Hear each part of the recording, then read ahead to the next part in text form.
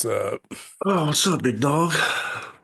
I had to get the glasses out. Are those new? They look thicker than normal. Yeah, well, Are they welding goggles? yeah. Well, I've been having this issue with like seeing double, but it's not something that they can figure out on the like an astigmatism test or whatever it is. I see like I first noticed it watching South Park, like where the kid's eyes, are just white with a black dot, and below the two black dots, kind of off to the side, I would see two gray dots. And it's like that when I read too. I see like a second line of letters. It's kind of just down and off to the side, and it's gray instead of black.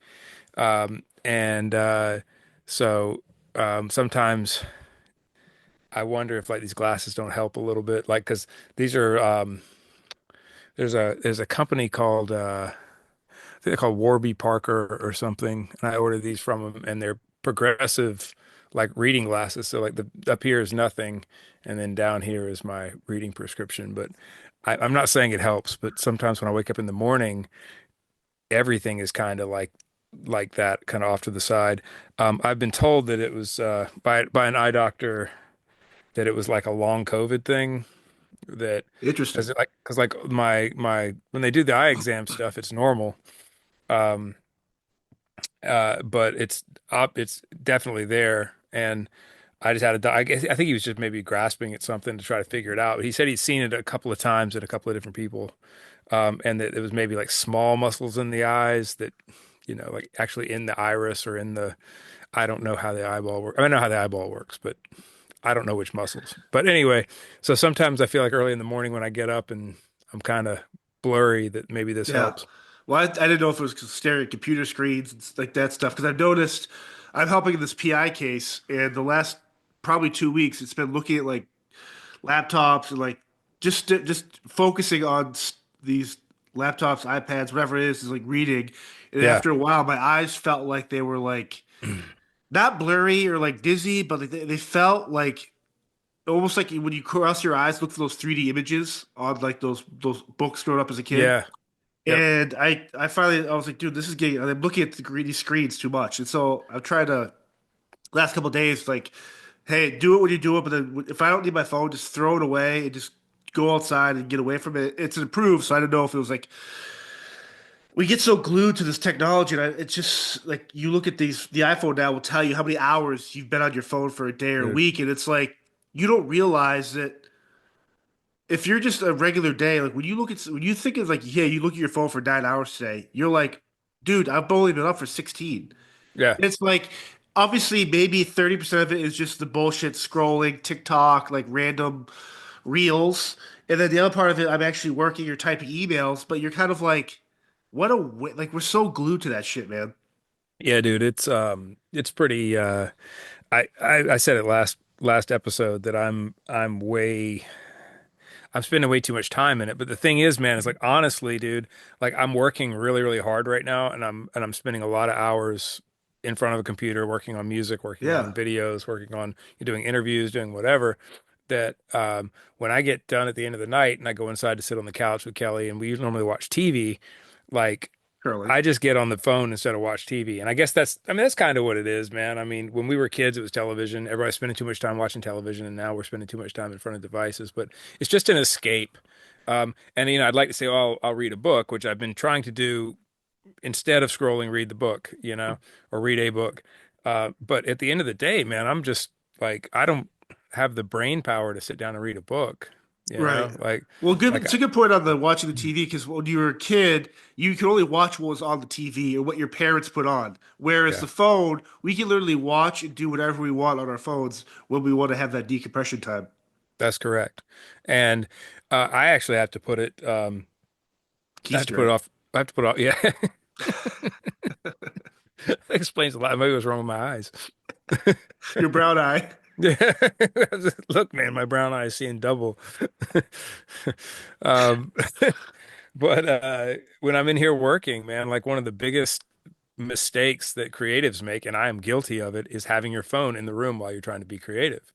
Because if I'm, sometimes when you're working on music, like if I if I'm working on a sound or something like that, and I get it to a place, I'll do what's called committing it, and I'll take whatever like this chain of things that I'm running this sound through, or this guitar or drums or whatever it is, and commit it down to one file, you know.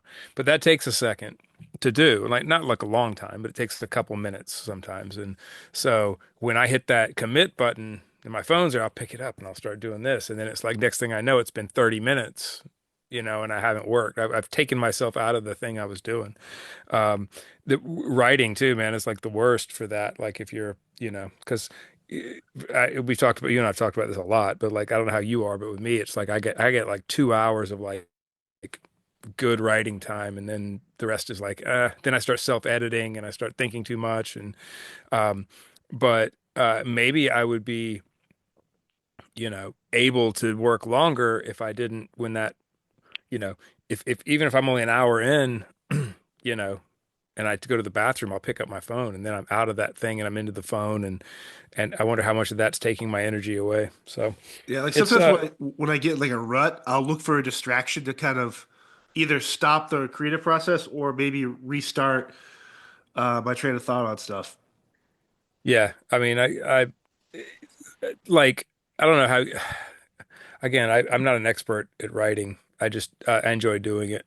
So I'm not saying this is right, but like how are you like writing characters? Like when I'm writing characters, I have to like in my brain, if I'm having an interaction between two characters, I've given each one of those characters a voice. Like I know what they sound like, I know what their personalities are, but I'm having to imagine a conversation between these two people, and like how would a natural conversation go? Not like like a bad script, but like, and some of it ends up like a bad script. You know, you have to go back and fix those things, or maybe sometimes I don't fix those things and it just looks like a bad script. Right. Um, but you know, it's like it's that's a lot of brain power. Yeah, well, it's like Uh, I'm working on this thriller that is very much steeped in my background or like very much in the real world. So it's like for me to write certain characters, I write them in the sense where I am the and I guess in the sense the protagonist and how I would deal with these people in real life because it's more politicians or industry people or people you and I would work with backstage at a show with how these interactions have already happened before or they're very easily doable. Whereas I'm writing the comic book or I assume with you in your world where you're writing where it's like this fantasy stuff is super hard to organically create conversations that would make sense with these different characters that we're making up that truly don't exist. yeah. Well, I try to keep it as human as possible. I mean, like that's the connection. It for me is you know, what's the like I I mean, this is just an example. Like this isn't in the book, but like you know, if you have an interaction between two characters and like it's a serious kind of like sci-fi moment, like you're having this, they're in a room talking back and forth, and you know, one of them mentions that they have to take a shit, you know, or something. It's like all of a sudden it's like, now, does that pull you out of the conversation or does that make it more human? You know, you're trying to make it as human as possible without like pulling you out of the thing. I don't have anybody in my book that's mentioned that they have to take a shit yet, but that's the thing. It's like you want it to be sometimes those are the things, man, that make it real, you know? And so I don't think it matters if you're doing sci-fi or thriller or whatever. It's look, at the end of the day, we are human beings and you're trying to cause a connection to the work and a human connection. It's the same thing with songwriting. So um you know, sometimes and that's a great example. Sometimes songwriting uh you know, people love like beautiful metaphor and poetry and and in songs, you know, they I do too, man. I love it like when someone says, you know, the you know, yeah, just hypothetically you say something like, you know, the stool floated across the room with no gravity, blah, blah, blah, blah, blah. And you could paint this flowery sounding thing. But sometimes, man, it's just saying the thing that makes it work, you know, Yeah. makes it human. It brings it back down to earth. That's why I like Ben Folds so much. Um, you know, Ben Folds is kind of an opposite lyric writer to most, I say most lyricists, maybe to most lyricists, where most lyricists are trying to paint the flowery thing, and then occasionally they'll say the pointed thing, the on the nose thing, and then go back to the flowery thing and say the on the nose thing. Ben Folds said the on the nose thing all the time, or says the on the nose thing most Yeah, of the time, and occasionally we'll put something flowery in there, and that makes the flowery part like way awesome. more Yeah. impactful, man. Yeah. I don't know how we got off on that, but I love that, man. I love that about Ben Folds. Like, uh, if anyone's interested, he has and this is it. It's an older record, but it's his first solo record called "Rockin' the Suburbs," and uh, I mean, it came out in the early 2000s. It was an early 2000s record. Um, I remember hearing that record. A buddy of mine had it before it came out because he's friends with him. Had it on CD, and I got to hear it. I actually had a copy of it. Somehow I ended up with a copy of it before it came out, um, on CD, and I dug into that record, man, so hard. And it's just some of the coolest and greatest lyrical content on a record, I think. Just the way he tells stories, kind of like Randy Newman tells stories, Yeah. but it doesn't sound like it should be on a Toy Story soundtrack. Um, But the interesting thing about that is I got the record and I just dug in on it hard. And then I guess when the record came out, he had changed the sequence from what I had. And I was really disappointed that because I'd gotten so used to the sequence that I'd been listening to the record in that when it came out, it was like, oh, that's not the sequence, you know? And I had to kind of get readjusted to the He was record. actually But pissed you heard it that way before anyone else, and he changed it because of you. well, I don't know if well the thing is my manager at the time back in the day, but we've talked about Johnny before on here. He worked for other management companies. He was managing me, independently. I was actually under the management company, but anyway, but I think through that he ended up with the record somehow and I don't know. Yeah, I'm sure Ben Folds did not intend for me to have that record at that moment, but I What did. talking about to do? I know. Congrats on the album drop. I know it's been what 2 weeks since. And It's been a week and a couple days. the I need I to think make a statement, by the way, but before we move on, I want to thank everybody on here, everybody who's watching this. I like the like I have been overwhelmed with positivity from people, man. Like I've seen two negative comments, literally seen two negative comments about this record. what were they? And one guy, one I think was just like one I think was a bot maybe. Um and it was when I posted the good night got posted Yeah. that I had to make a visualizer video because I didn't make a video for that song, so I had to figure something out, because we decided to roll that out as a single.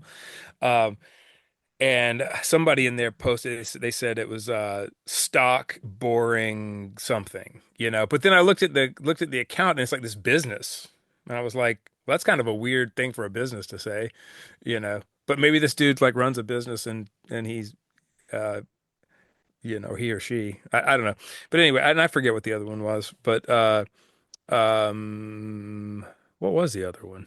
See, I don't even remember. That's good. Yeah, it's good. But no, but I've been overwhelmed with positivity from people, man, and like it really means a lot to me because I again, man, like sometimes when you try to put something different out into the world, you don't know if people are going to embrace the fact that it's different or they're going to reject the fact that it's different. And so yeah, I just want to thank everyone, but because I need to make that post on Instagram as well. But continue, please, John. You were The talking. I had a statement and a question, and you kind of brought the question up earlier. But the actual statement, I think "All Good Kids" is the best song on there.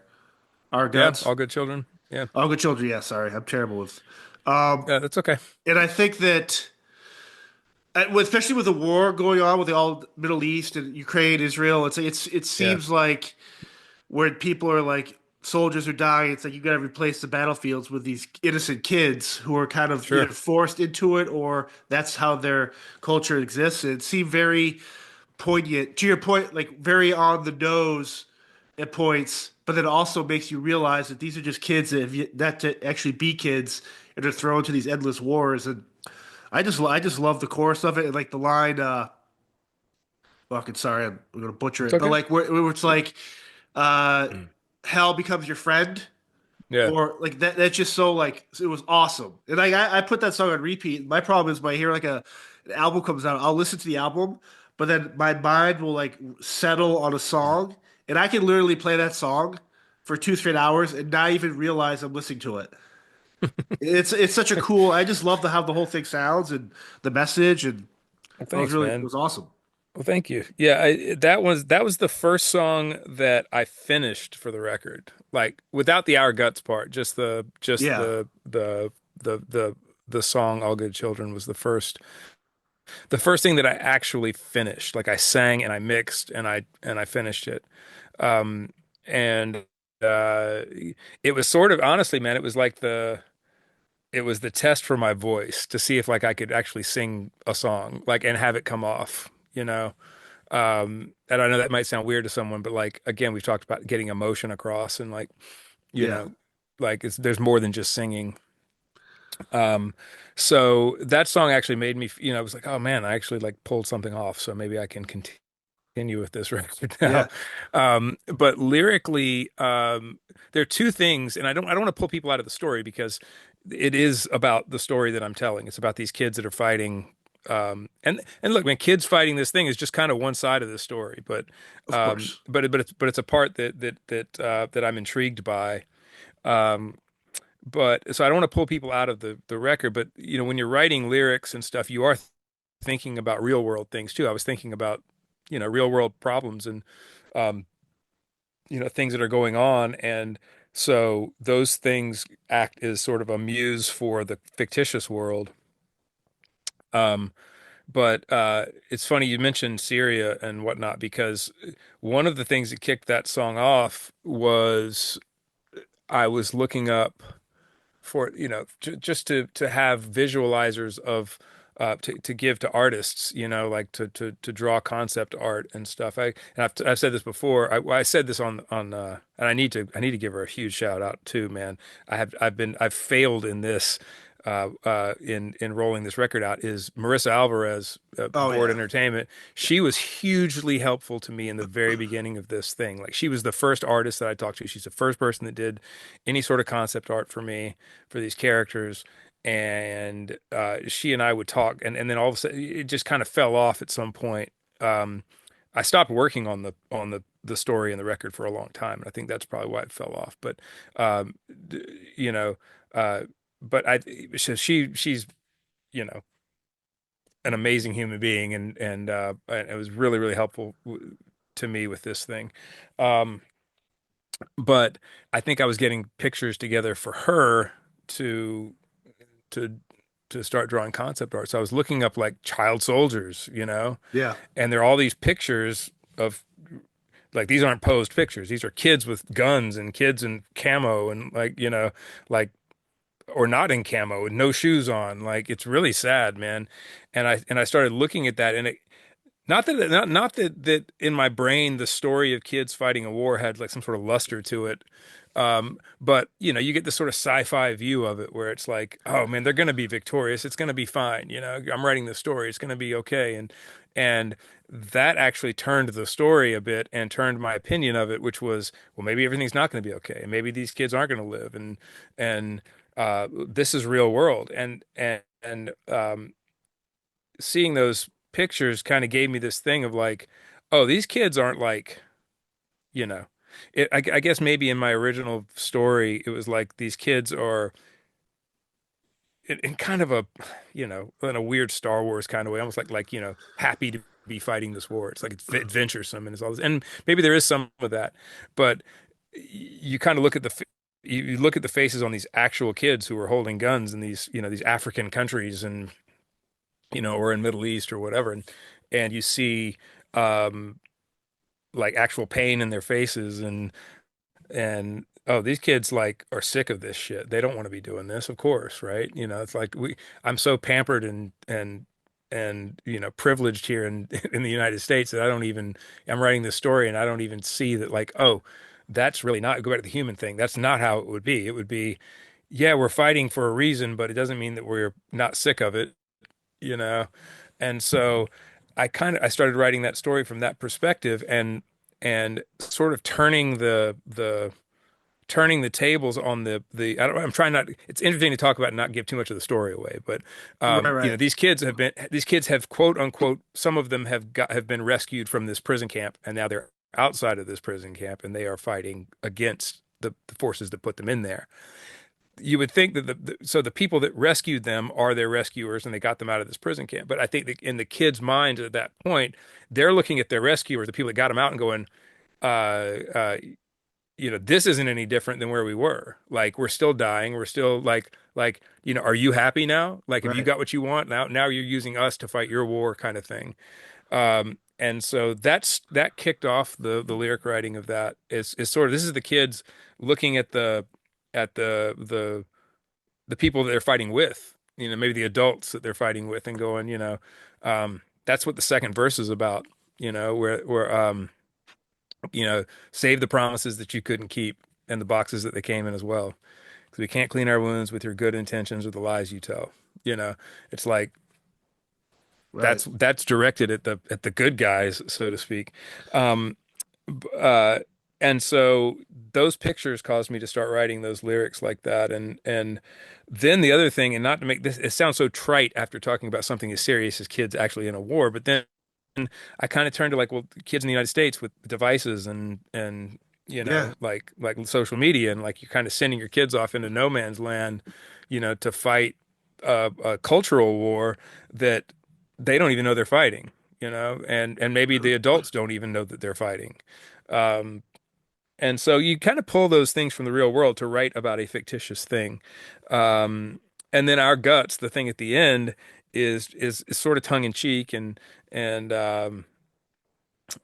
you know, like the kids kind of like pulling themselves out of this like in a very childlike way. That's why the voice in there is kind of, you know, uh flippant, you know. It's like they pull themselves out of this serious mode, and they're like, well, that was, you know, bitching about it isn't going to do anything, you know. And so we have to, you know, if you're getting sick of war, check it at the door. Like, this is what we're doing, whether we Right. want to do it or not.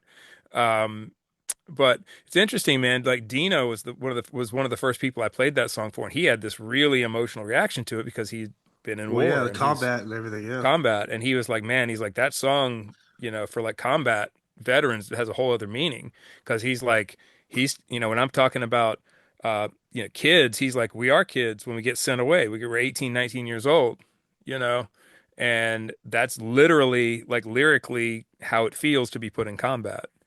And so I thought, and that's something I hadn't really thought about either, you know, with that. Right. So I appreciate the fact you like that, man. That's it was one of my favorite ones too. And um, you know, Well, the again, interest, yeah, and the interesting thing with like, so usually, if depending on the artist, like this is the first time I've heard you as an individual with this type of stuff, so it's a little bit difficult. But I could look with artists is like whether it's Zach Bryan or Bruce Springsteen or Iron Maiden, based on the song title, I could tell you, I could almost on the head tell you how the song's going to sound, or at least the image I'm going to pull from it. yeah, With your stuff, the songs that I thought based on the title, where we're like, oh, this is where it's gonna go, and then it's a full out metal song where I'm like, it's kind of cool how you're able to like the song itself and then the actual title. It just threw me for a really crazy loop in such a cool way because I'm like, man, I had no idea the way the song sounded. If you just look at the lyrics and I hear the music, you're like, oh, okay, okay, I get it. And then it's just in your face or it's subdued, mm. whereas I assume it's going to be in your face. So it's like, I just love like I guess, juxtaposition of like the song title with how the actual music and song is. Well, yeah, man, I appreciate that. Yeah, I think that I kind of wanted, and yeah, I not, I don't know if it's on purpose, and I guess it was purposeful, but uh, it wasn't meant like with any sort of like it wasn't calculated. I guess that's the way I put it. It's purposeful but not calculated. Was this whole project was kind of that, which is like, what can I, you know, can I, what are people going to expect? Okay, now do the opposite of what they're going to expect, you know? And so maybe that just spilled over into song titles and I didn't really know Right. it. But yeah, I guess so, man. I guess a song like New Gods of War sounds like that one sounds like what that song Oh, I sounds was like, like for sure. yeah, for sure. But I guess maybe a song like Dead Inside doesn't sound like that. Maybe Dead Inside sounds like it's going to be something kind of sappy Yeah, and sorrowful, and it's raging. So, correct. um, As you yeah, write like the lyrics, like the song lyrics, or any song lyrics could be like focal points of actual dialogue in your story, or is there like going to be like how does that work? Because it doesn't seem like there was anything like there was no like specific quotes per se in the lyrics, yeah. but I assume a lot of the dialogue will stem from what you've already written song-wise. There are some things, yeah. There are some things that are in the songs that will be dialogue in the story. But and again, I'm trying not to give. I'd love to talk about it. I'm trying Yeah, not to no, give for too sure. much away, but there are moments, yeah, for sure, where that are going to be there are certain lyrics that are in there that will be dialogue. Um, but not many. A lot of it's just sort of taking a 500-foot, 5,000-foot view of what's going on in the story and writing a song about this thing and this thing and this thing. Yeah, I think that maybe New Gods of War is like the most on the nose thing on the record because I felt like I needed to, like between A World Unseen and New Gods of War, I needed to kind of tell the story, so to speak, in a way. Like I needed to introduce everyone to what's going on. So A World Unseen is is really from Azalea's point of view. It's how it's supposed to be in my brain. It's her kind of welcoming you into this world and um, even though I would say she's like the secondary protagonist in the story, actually. She's not the main protagonist, um, but she's the one that's been living with this thing the longest out of all of the characters at the beginning of the story. She's been living this thing in a different way than everyone else, and that's the best way I know how to put it without giving too much away.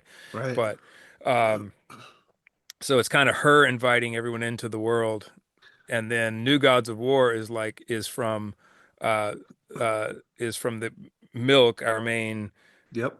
main Kid. protagonist, and the kids is kind of that. But then you get sort of Devard in there where he's kind of giving that speech, and then Milk's kind of giving you his story, um, and so that whole thing was meant to kind of invite you into this world.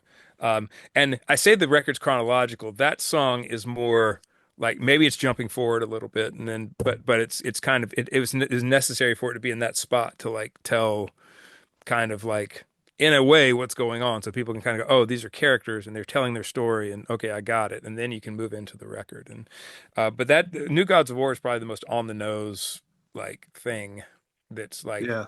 telling you that this is the world we're in and you know you got Devarin talking about these kids and this insurgency that's going on and so yeah, man, It it's a seems like the lot, weight's but off your shoulders though in a creative sense. Like you seem like I hate using the word like a burden. Like you're creative. Like this project's not a burden, but it seemed like now that it's out in the world and everyone's so excited and you're excited, it seems like it's like you can like take a deep breath and finally kind of like now settle into like fulfilling the entire project's dream, which is the graphic novel and finishing the videos without like the yeah, stress or trepidation of people wondering what the hell this is going to be about.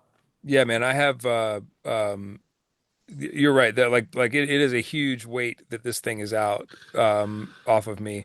I think that now the goal kind of becomes keeping people's interest in it. That's always the thing when you put something out is trying to keep people Yeah, keep it in shiny. People, oh, keep man.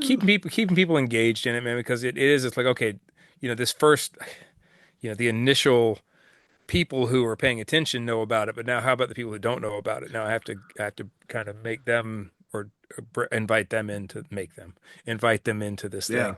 Um, that honestly, man, it ended up being a blessing that I didn't have all the videos done because now I think that I have two and a half. I say two and a half videos, three videos left still to put out. It's actually a good thing because that'll keep I can put yeah, like when we go on tour, that's probably what I'm going to do. I'm probably going to work on editing those videos, while we're out. And getting that stuff ready to go and finished up. You know, because I was like having to put these two Shinedown songs out in the middle of all of this. Really, wild. it threw a wrench into my plans because it's like, oh, I planned like I'm getting these videos done, and now now I got to stop and mix songs and finish songs, and that took away the video time, and so now my videos aren't going to all be done by the time that the record. Now I got to make this other video, this visualizer that has to come out, and um, uh, but that actually ended up being a good thing now because now I can put these other videos out kind of along and along, and it's actually got me thinking about maybe making a couple other visualizers for um, for some of the other songs, and um, so it'll kind of keep interest going. But to the book writing thing, man, yeah, I mean, I told Brent that yesterday. We're in here working on songs, and um, uh, I was he was we were talking about this Shinedown record and how getting it done, and we've talked before about how like we don't have everything written yet, but we have some things finished, and it's a very interesting place to be because that's never been how we do things. We normally have everything written and then we work on the record. Now it's like, yeah, some things aren't written, but some things are done. It's very interesting. But I was like, man, I got to get this thing done because I got to write that. I got to get the graphic novel finished up. That's a lot of work. If it's going to come out at the end of the year, like That's a lot of a work. lot. That's a lot Yeah, of words. yeah. Well, the problem with it right now, it's not a problem. I don't have a problem with like it. It's almost like if I take something to someone and they tell me, um, oh, you can't do that because this is the way it's done, then it's like that's like a challenge to go like, well, good. Then it's not like everything else and just, you know. But one of the things that's going on with the graphic novel right now is that I like dialogue and I like story and I like explanation. And I'm not saying you can't let the pictures explain. That's what part of the graphic novel is. But like I like depth. And so this thing is kind of bordering on novella in dialogue and story, but it needs to be a graphic novel. And so I have a lot of dialogue and a lot of words, and I'm being told, oh, that's too many words for a graphic novel and blah blah blah. I'm like, well, so, it's like let's find a way to do this. Let's find a way to make it Also, there's no rules in art. Like, who just do right. it? Yeah, I mean, my thing is like, maybe there's a whole page of dialogue and stuff that's done like a painting, and it's not, I don't know. I'm trying to figure that out, but uh, I write and I write a lot of detail and dialogue, and so um, uh, like I'm done with Act One of the story. Draft one, Act One is finished, like meaning like it's written. um, up to where Act One would end. And look, part of me is like, maybe this is, maybe maybe this graphic novel is released in three sections, Act One, Act Two, and Act Three. Um, but just Act One would probably be a 275 page, 300-page graphic novel at this point. That's a lot, you know. Hmm. Um, so and that's just one part one of three of one what I consider the one story. Right. So um we'll see how it all shakes out. I definitely don't want to fleece it, man. I don't want it to become like, oh, you have to do this because it's this, and all the other graphic novels do this, and okay, but that's not how I want to do it. Yeah, I don't care about those Well, other graphic novels. Yeah. yeah, Interesting. correct. What the other thing too I thought was cool is that Kelly the whole time was like super like supportive of you and like pimping out your work. Like I thought it was rad. That poor woman, man. She's also probably like, I've heard this fucking album a million times, release this freaking She thing. she hadn't actually, man. Like she hadn't heard my record very much. I mean, she finally found it. We share an iTunes. We share an iTunes account. So she finally found it on iTunes at some point and was listening to it. But before it came out, she found it, it buried in my stuff. But um uh dude, she's so ridiculously supportive and you know, just dude, we've talked about that before. I don't get too Yeah. melancholy about it, but like you know, any other woman would have left me a long time ago.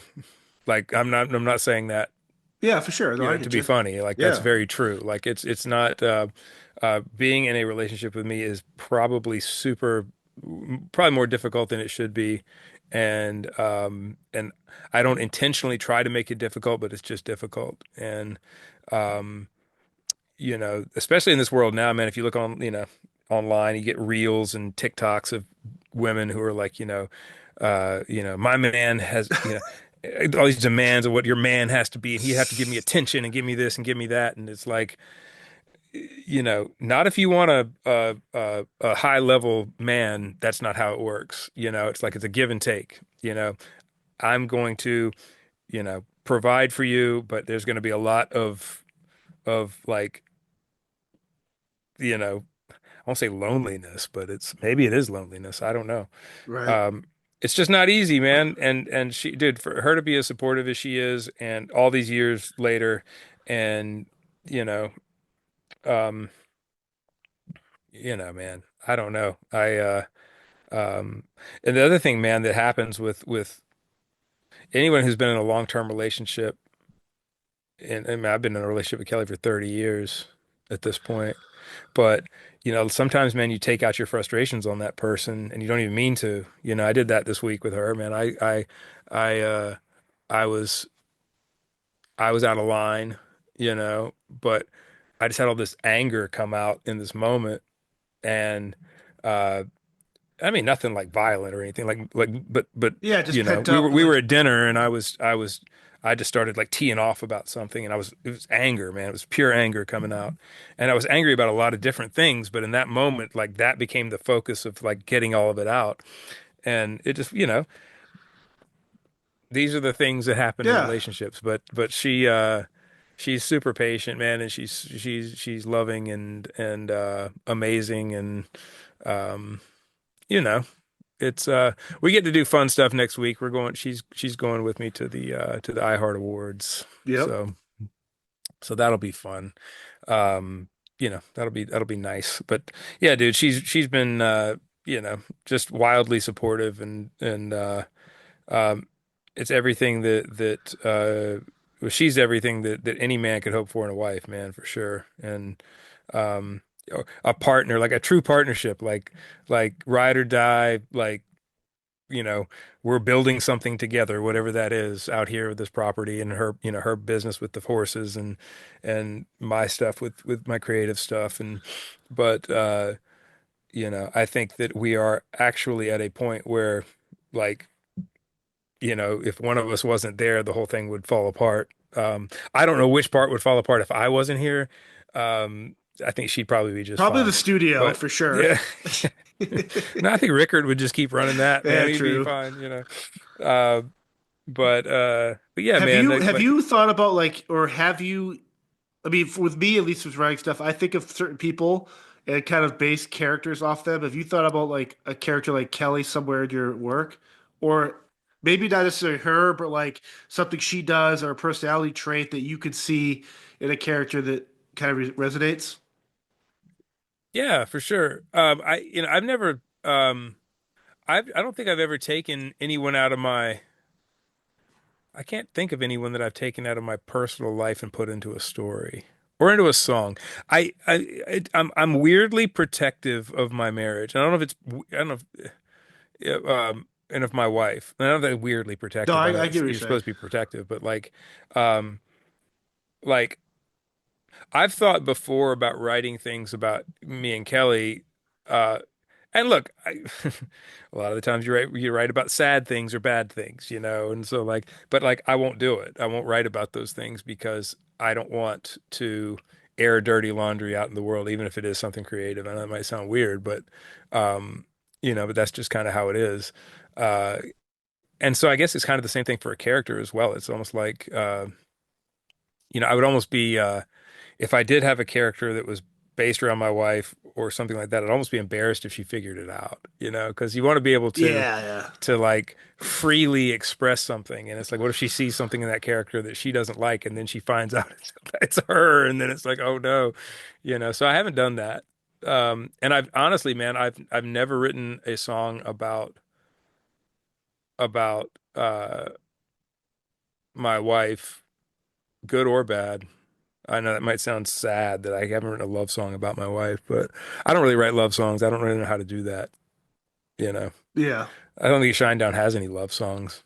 We have one or two, but uh, they're not traditional love songs, you Almost know. like questioning love. Like, how do you love? Like Yeah, very. yeah, yeah, yeah. How did you love? Yeah. How did you love?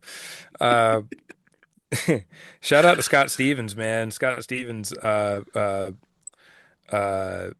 I think that was Brent and Scott. Maybe it was Brent Scott and Zach wrote that song. I think it's just Brent and Scott. That's Scott's a my great top five Scott's Shinedown songs for sure. Scott's a really good songwriter, man. And I'm not throwing him under the bus about this, but like that was the first he wrote with Brent. I think he wrote Dangerous and How Did You Love. Um, and that was the first, I think, the first thing he had ever produced, Scott had ever produced. And um, uh, I thought he did a great job, man. Because as someone who had like produced a ton of bands at that point, I'm in there with a guy who and I believe I'm correct in this. He could correct me if he ever sees this, but I believe that was the first full band thing he had ever produced, or at least the biggest project he had produced. And he's a singer in a band called the X's. I don't know if people remember that band, but the X's were and are, I think they've reunited now, a really good band. But it was interesting watching him do something I had done a lot for the first time, and there were a couple things that he was doing that I was like, oh, I know why he's doing that. But like, and I could tell he was kind of overdoing some things, but like I knew why he was doing it. And so I never said a word, man. I'm just in there to like, he's the producer. I'm just in there to be the musician, you know? But I thought he did such a great job with those. And Chris Baseford was the engineer on that. And Chris has done Nickelback and a bunch of, Oh yeah, and Rob good dude. He's a Zombie good and dude. yeah, great dude. Uh, Really good golfer too. Um, but Baseford was the engineer on that stuff. I think he was the mixer on that stuff too, on those two songs. Um, but it was just really nice, man, to see Scott in that, be a producer rather than just a writer. I've actually never written with Scott. Um, I know Brent and Zach have written with Scott for Shinedown. They wrote Special.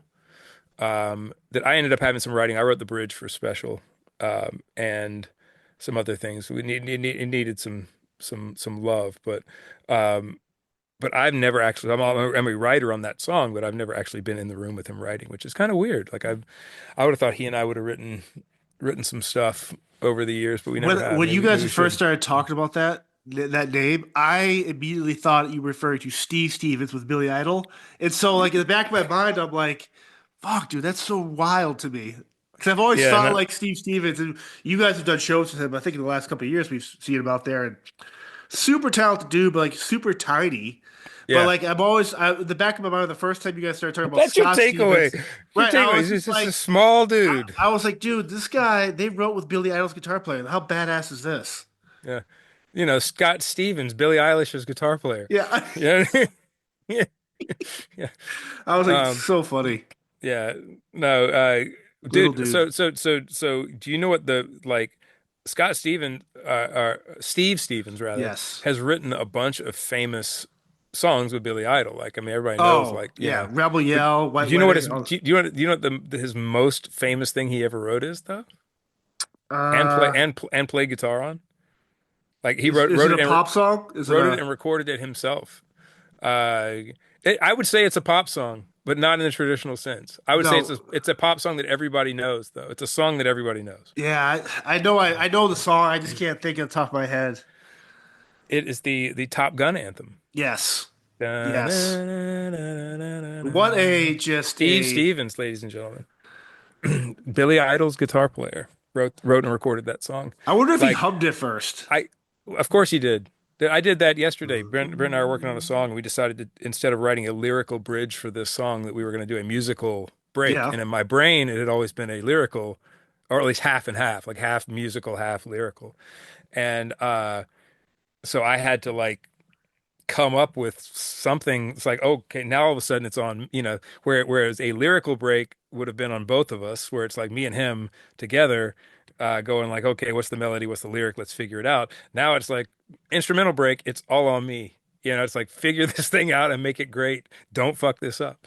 Uh, and but that's what you do. You start humming things, and like you kind of, I mean, I hummed stuff into my phone for an hour, and then kind of came up with something that I thought was interesting, an interesting melody, but it's a departure and all these things. So he absolutely did that. Because that's the kind of melody you hum.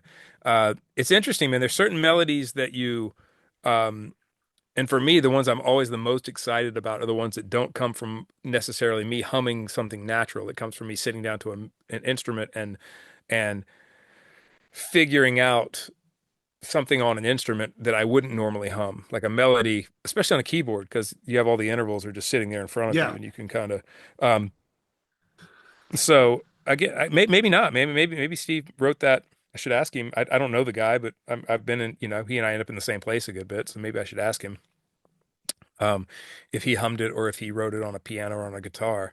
But it's interesting how your brain at least my brain, I don't know about everyone else, my brain works differently if I sing something off the top of my head. Usually, when I'm writing melodies for vocals, I'm singing something off the top of my head. When I'm writing instrumental stuff, um, you sit down to an instrument, the melodies come out differently because you can kind of find something instead of like I don't know how to put it. It's like rather than naturally trying to think of something, you can literally sit down and hit the notes until you find something that works. Um, and but they're two different in my brain, at least it's two different mechanisms. So a lot of time vocal melody stuff, I just sing off the top of my head, but instrumental stuff, and this seems so, I know people are like, oh yeah, duh. Of course, instrumental stuff you play on an instrument, but um, I'm not making any sense. It's early. But sometimes you hum the thing that you end up making an instrumental, and sometimes you play the thing that you end up singing. I think a song off my record, a song like New Graves, which has had the kids singing. Da, da, da, da, da, da, da, da. I wrote that melody on a piano rather than singing that melody. I worked that melody out. Um, but funny enough, my instrumental break for the Shinedown song, I hummed until I found something and then, you know, laid it down. So I don't know. I don't know if I just made any sense at all, but uh, I'm you into know, it though. yeah, Top Gun, baby. Billie Eilish's guitar player is something else. Yeah, that's the best. What have you I know the weather, like your winter is basically done there, right? Like you're now into the We Charleston had traditional. 2 days ago, man, when Brent showed up here, man, it was 80 degrees, Oh, 82 degrees, sunny. We literally got almost no work done the first day he was here because we just sat outside in the sun. Like oh we're hell sitting yeah. outside, sitting out by the pool, just like hanging out, talking. It felt so good outside. And then the next day it started raining and got cold. And today it's like windy and kind of chilly, but I think it's supposed to get back up in the 80s like next couple of days and supposed to stay there for a Yeah. minute. So yeah, I mean, Awesome. winter is on its way out. This has been the coldest winter that I can remember us having. Coldest, dampest.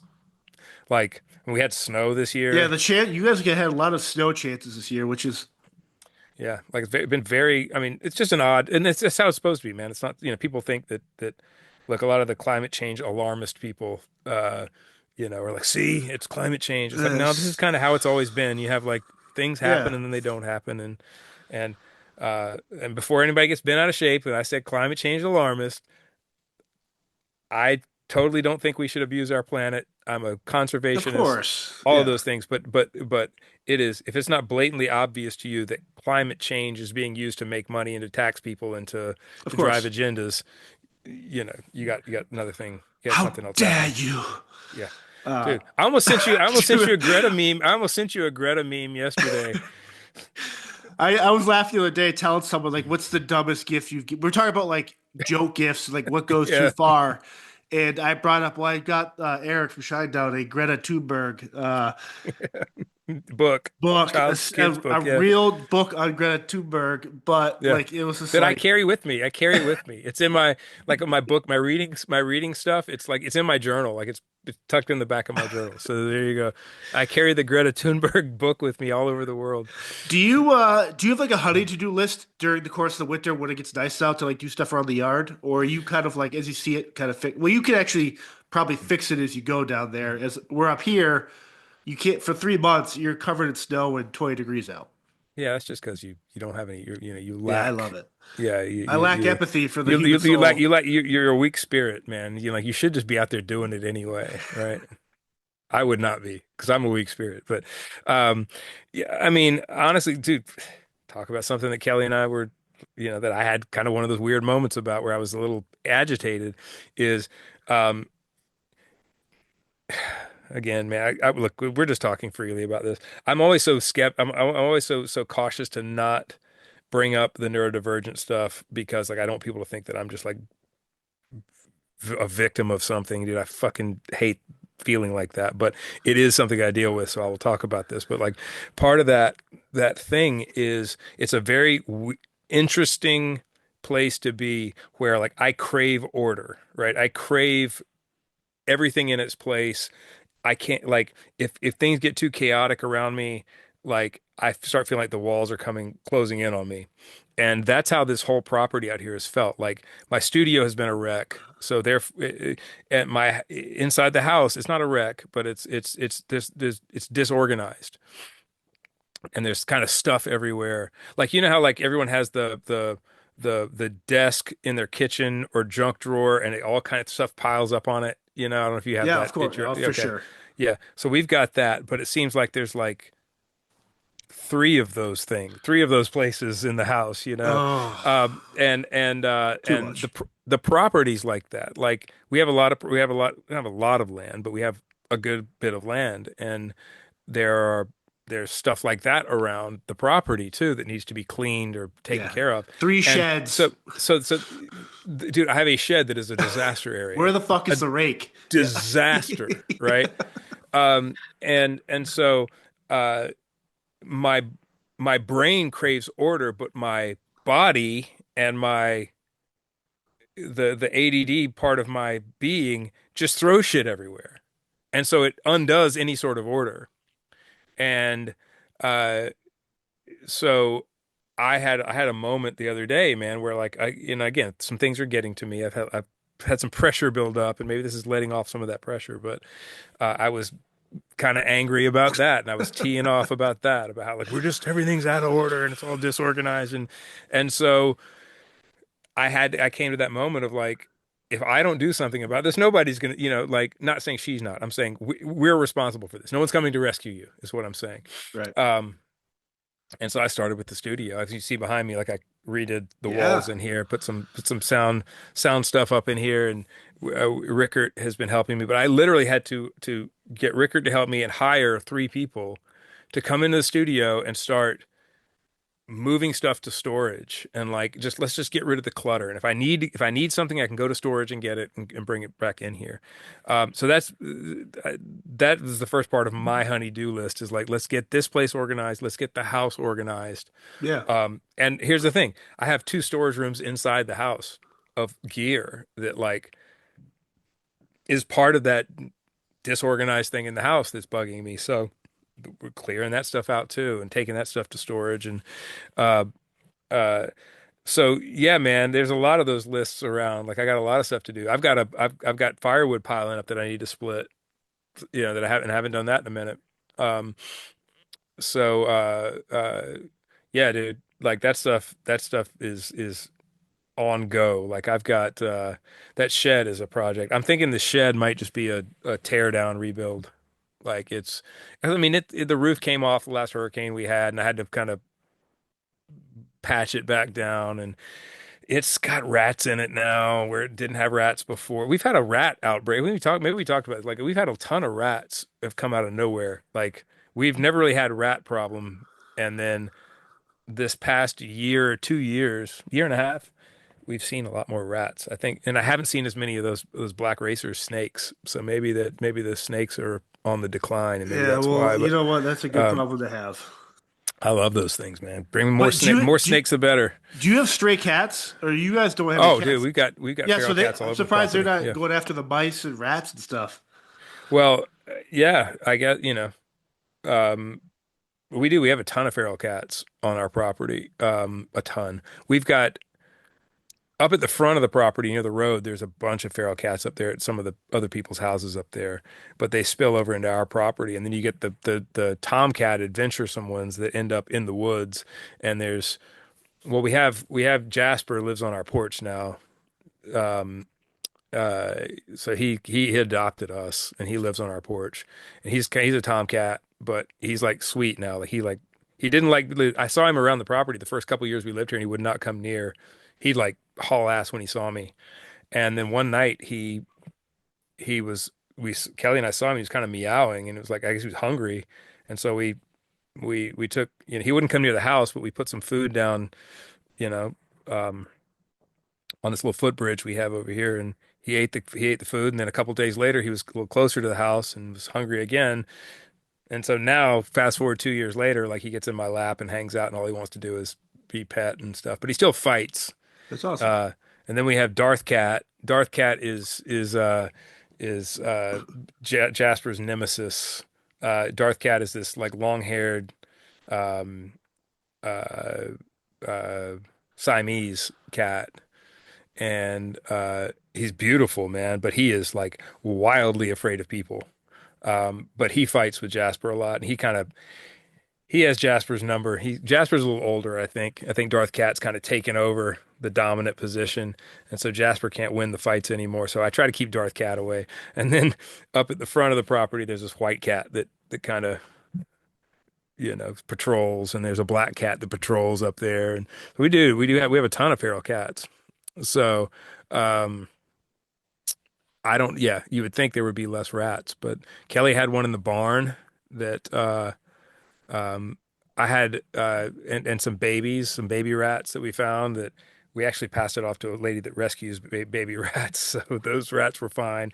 Then we had a rat in our like the bottom part of our grill after one of the hurricanes. Like it took a bunch of the junk and built them, and then there were babies in there, and those babies didn't survive, unfortunately. We put them kind of in a box, and the mom never came back. But what can you do? We tried. Right. Um, I know, creating more of a rat problem by trying to save the rats. I know. That's That's a the great problem to have. Yeah, well, that's but awesome. that's the contradiction that is my brain about I don't want anything to die, but I Yeah. also don't want rats around my property. Um, so yeah, I think the shed is like a get everything out of the shed, tear the shed down at least down to the studs, and see what kind of condition it's in, and rebuild it. Right. I think that's what my plan is for that. But it's bad, man. But yeah, there's a lot of stuff like that, man, where it's a lot of stuff to do that but again, man, like I'm out here every day working on music and stuff, Yeah. It's like I don't really have time to get into that stuff. That's the biggest problem. And then you go on tour, and you come off a tour, and you go back to making a record, and then you go on tour again, and I don't know when I'm supposed to do these things. I mean, my boat, like the thing that I love more than anything else on this property is yeah, I've had it off of that lift one time in the past 6 months. Like I haven't, you know, I haven't even had time for that, and it's got issues I have taken care of. So, Well, end of this month, we're coming down. dude, well, that's going to be better, man, because you guys are going to be down at a much better time than when you were talking about coming down before, because it's going to be warmer, and the fishing chances are a lot better. Uh, the weather's going to be a lot better for fishing. Um, And rat catching. and rat catching. Well, we're fishing for rats. Yeah, we're using We're not even going to leave the dock. We're just going to we're using fish to catch rats. It's a new concept. It's huge in perfect, Charleston. perfect. Uh, yeah, man, I'm going to be. I think. What date are you guys coming down? I maybe shouldn't say this on No, air, but we're good. We're gonna be down filming in Charleston. From the Barry and I will be there. It'll be the 24th to 27th. We'll be in Charleston. okay. Yeah, I think I'll be here. I think Brent will be here too, perhaps. Yeah, I think you're joining us. We're gonna do. It's we've already announced it, but we're gonna be actually ghost hunting the USS Yorktown. Yeah, buddy. That's a Uh, cool man. What a cool that's a the cool history of museum that is in and of insane. itself. Yeah, it really is. Um, I love taking the boat over there, man. That's one of my favorite places to go when we go out. Maybe we could cruise over there in the boat before you guys go do it, and just Yeah. film along the waterfront there. But um, yeah, so that interesting story about that Yorktown. I think maybe I've told it before, but it's an aircraft carrier, USS Yorktown, and its designation was number 10 was the number on the side of the ship. And during World War II, the Battle of Midway, the Yorktown was sunk. like completely sunk under the ocean. And where else would it be sunk but under the ocean? I know. Um, it was sunk above the water. Yes. Uh, anyway, uh, to mess with the Japanese, they had an aircraft carrier that was the same class coming out of the shipyards like 3 4 months later. Um, and it had already been given another name, and I don't remember what that name was. But they decided to mess with the Japanese. They named it Yorktown and put the 10 on it, and it looked like the same ship. And so the Japanese thought they had sunk the Yorktown, but which they had, but in order to make them question whether they had or not, they just rolled this ship out, put 10 on it, called it the Yorktown. It looked exactly like the same Yeah. ship, and the Japanese were very confused about that. And that's the Yorktown that's here in Charleston. But it served through the Korean War and Vietnam, and dude, it's interesting. It's got a bunch of airplanes on the flight deck, and then on the hangar deck below, it's got just a ton of great old warbirds, man. Like I'm an airplane fanatic, Yeah. but and I love that. I love the Yorktown, man. It's a cool thing. But yes, it's apparently wildly haunted. Yeah. Um, I sent Barry a couple other places, man. Is it all right to talk about it Yeah, yeah, for on sure. here? Okay. Yeah, I because don't a want couple to. have reached out. It's just a matter of scheduling, but like I think you put out like Poogan's Porch. Poogan's Porch is super haunted. It's a great restaurant too. Um, the Dock Street Theater was one that I thought would be really Yep. interesting because the Dock Street is an old, like 500 seat theater, maybe not even 500 seat. Great acoustics in there, man. What a great, like it's an old, you know, uh, uh, early 1800s, maybe even late 1700s, but theater that is haunted by the ghost of John Wilkes Booth's father, who was an Right. actor there and died there. So I think that one's an interesting one. Yeah. Uh, of course, Charleston Jail, Yep. considered one of the most haunted places in the United States. Yep. So that's like the Queen Elizabeth II kind of thing. That's the like super super like no one ever goes in there and doesn't experience something effed up. Yep. Yeah, it's the history of that stuff is crazy to me. The Uh, we're gonna go to Swig and Swine Barbecue. yep. I think we're gonna learn how to make sausage, and like that guy's been super awesome. He's up for Swig and Swine is really good. It's one of my favorite places. So I'm a little salty about the barbecue situation in Charleston just because when I was coming up, there was one barbecue joint, oh, one or two. There was there was messengers. there was Bessinger's and Melvin's. We've talked, I think maybe we talked about Yes. this, but they were the same place, but they have two different names. But just trust me. Uh, and then there was Duke's Barbecue was the other one, and like that was kind of it, man. That was our barbecue. And then as Charleston became more cosmopolitan and touristy, all these people moved in from not that aren't from here and opened barbecue joints. Uh, and it's not really they're good. They taste great, but it's not really authentic to here. Yeah. So Bessinger's or Melvin's will always be my favorite, man. Like that place is like, and it's like a sort of a sandwich shop type barbecue place. Yeah. It's like it, but it's super super. It's what I grew up on. That's the only. Palmetto Brewing is we're gonna do stuff Oh, with dude, now. Palmetto's great, man. Yeah, Yeah. great history. Shut down during like the Prohibition era, I believe, and kind of resurfaced again afterwards. Yep. But yeah, it's just But so much history in Charleston. Super it, fascinating.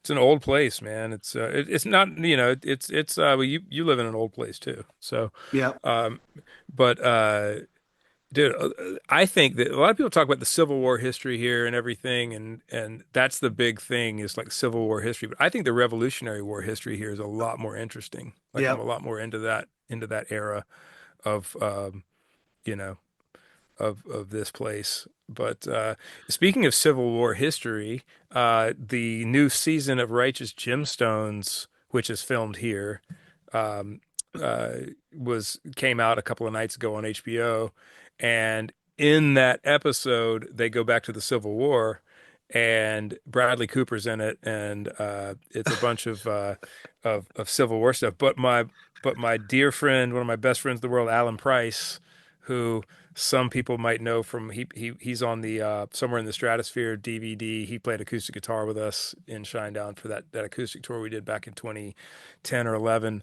Um, but he's also in a great band called Alan Price in the Modern Day, which you need to check out.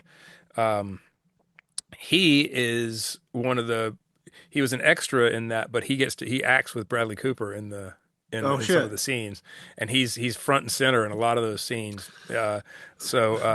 He's dressed as this old grizzled Civil War dude, and he's playing cards with Bradley Cooper, and I'm just super proud of him, man. Like you know, I think he kind of got bitten by the acting bug doing that. And so I'm hoping it's going to continue for him. He's going to continue to do that stuff.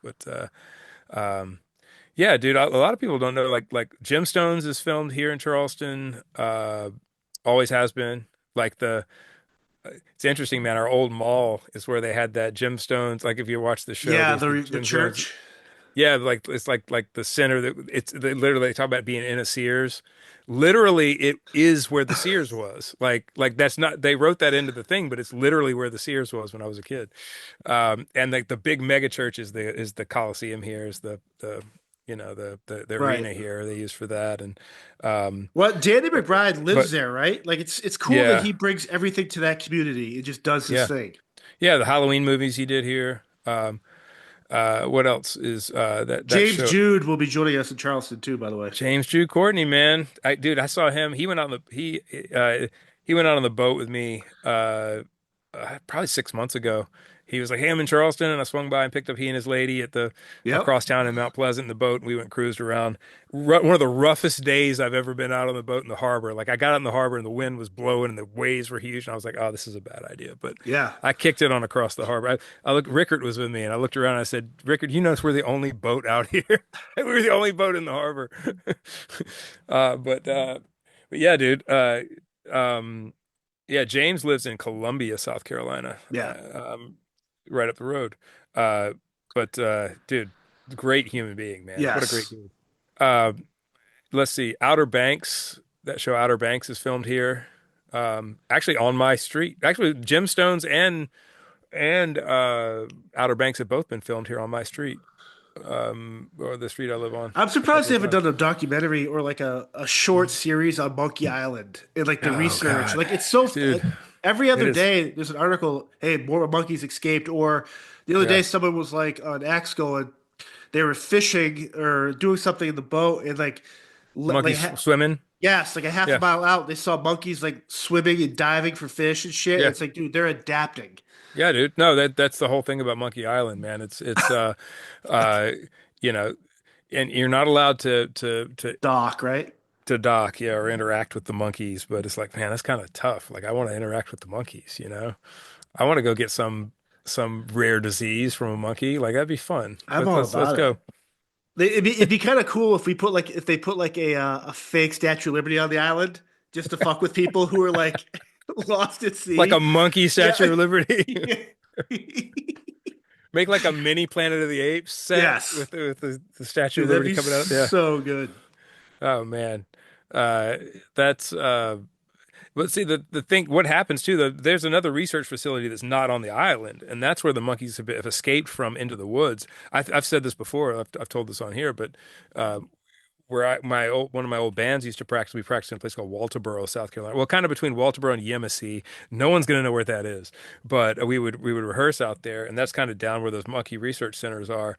And uh, I was coming back from rehearsal at like 3 in the morning, and this is like deep woods, 2-lane highway to get to and from for like an hour and a half for me to go to band practice. That's what it was.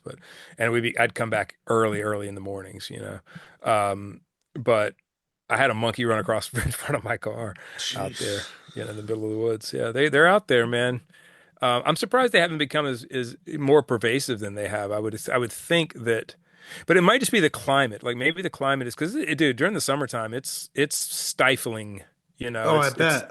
It's hot and humid, and so maybe that climate just isn't conducive to that for them or whatever. I don't remember what kind of. Do you remember what kind of monkeys they are? I don't remember.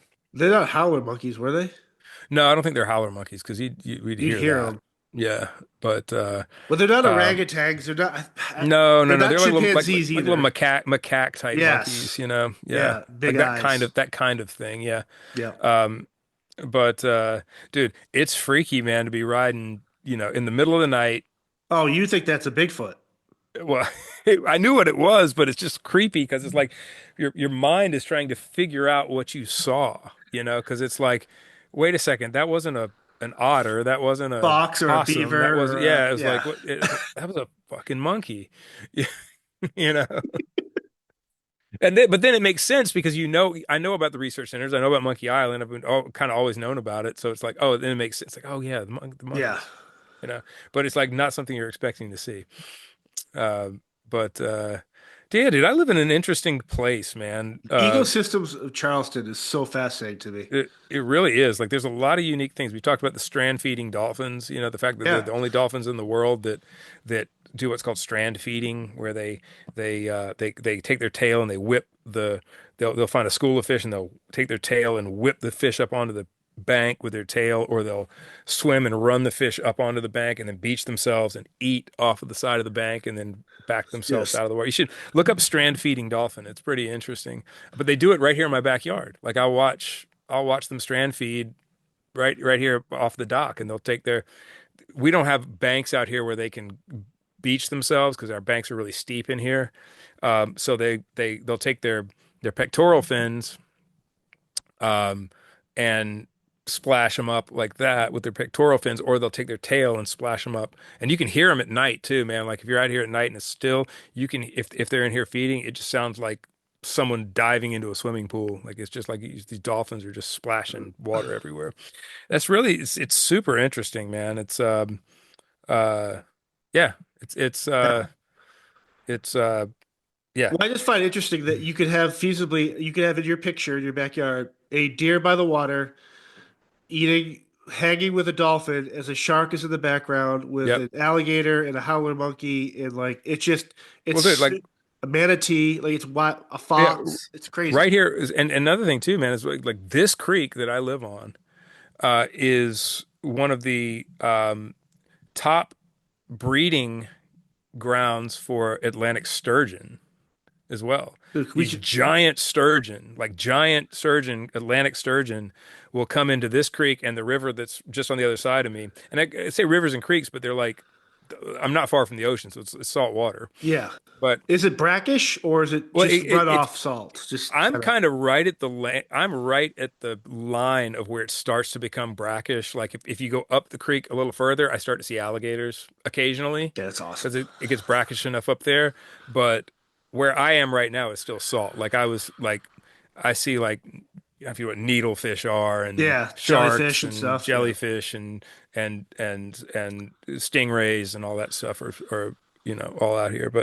Um but That's what so was I fat. I think I yeah. would be out there all day just fishing. Like I would just Yeah. be so enthralled by that. Well, dude, so the first time I ever saw a sturgeon in here, it freaked me out because I didn't know what it, Ancient.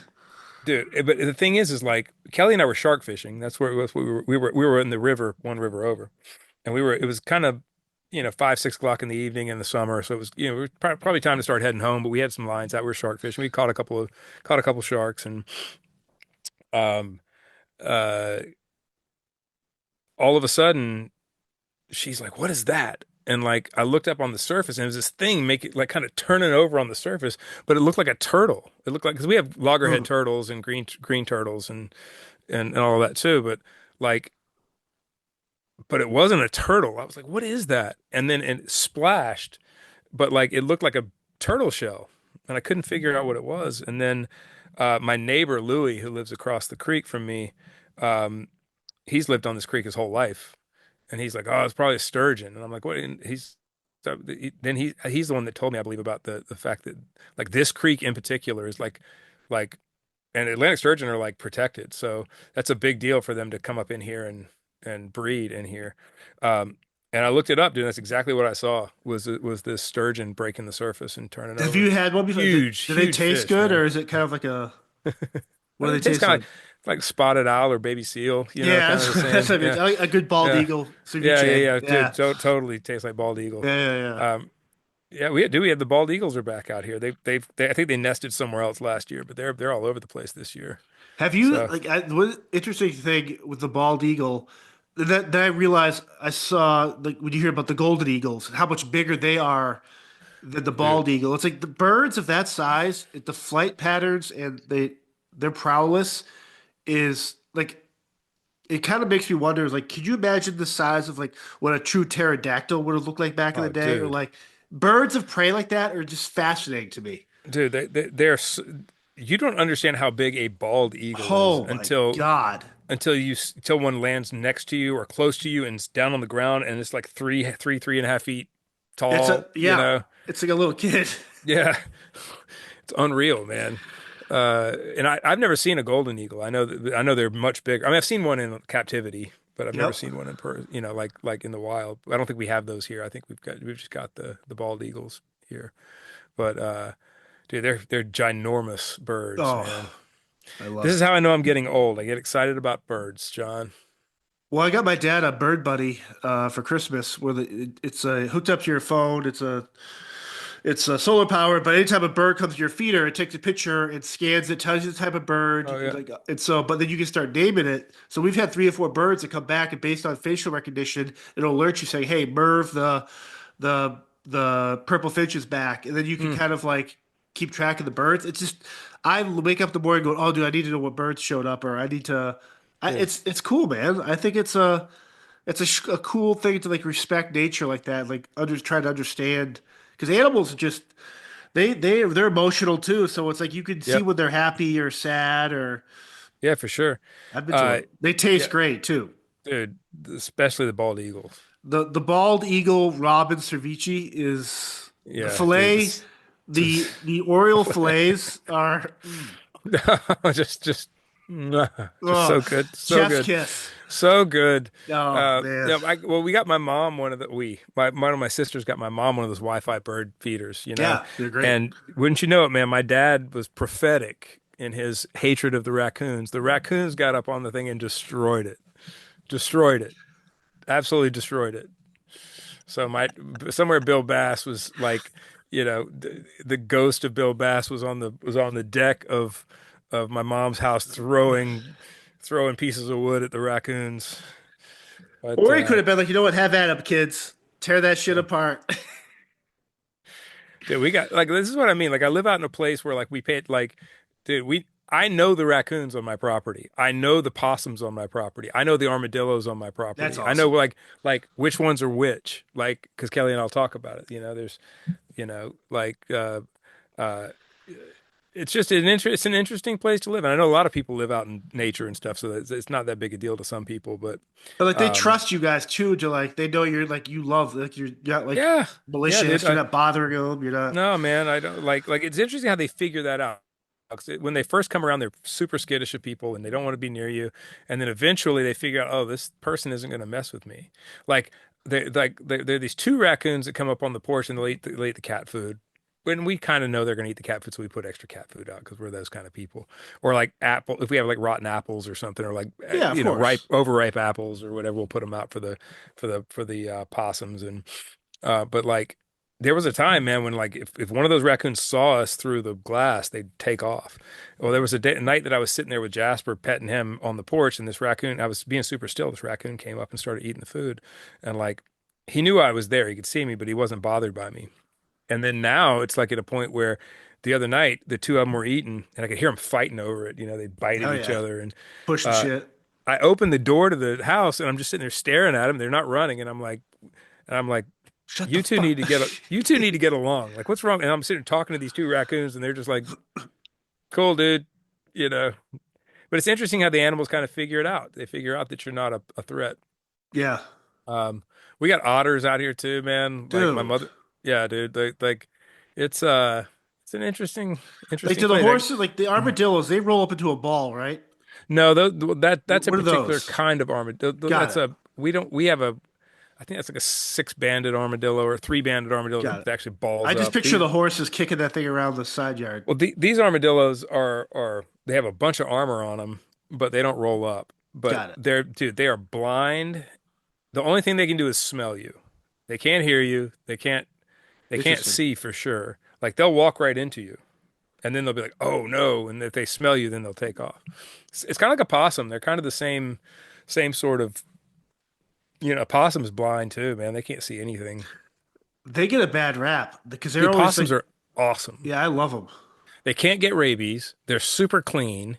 Correct. They look mean because they're toothy, they got the big teeth, but they're super sweet, man. Like, and they do play dead. Like, um, I wouldn't advise anybody to do this. In fact, don't do this. I'm just going to tell people not to do this. But uh, I, can walk out on my porch if I wanted to, and if it doesn't run from me, it'll freeze, and you can just kind of grab it on the back of the neck and kind of pick up a possum and hang out with it. They'll hiss at you and stuff, but they're not Do you dangerous, have man. sloths in your backyard? No sloths. No, Damn, unfortunate. we're a little too far north for sloths. Yeah. But But is there a invasive species of a sorts by you that like the Everglades and someone just it got overproduced? Like you don't have that problem, do you? we have some invasive species, yeah, for sure. Trying to think of what. But not like the Everglades where it's like the pythons, the iguanas, the No, we birds, don't. everything down No, there is because invasive. it gets fortunately for us, it gets too cold in the winter for those. Because I mean, it Yeah. gets down to the 40s during the winter, like a couple months of winter. That's what we're coming out of now. But um, yeah, it's a little too. We have some toads that are invasive, and they just dig into the ground during the wintertime, and they come out um, like kind of a cane toad type Yeah. of type of toad. Um, what are some of the others? I'm drawing a blank on it, but I know there are definitely invasive species here. Um, Xenomorphs, stuff like that. yeah, Yeah, predators, yeah, just for sure. yeah, intergalactic shit. All right. Well, Yeah. shit, man. Stuff. Uh, Yeah. hope everyone enjoyed the ramblings today. No real purpose, just talking about whatever. I liked it. See you guys next time. Or maybe not. Bye.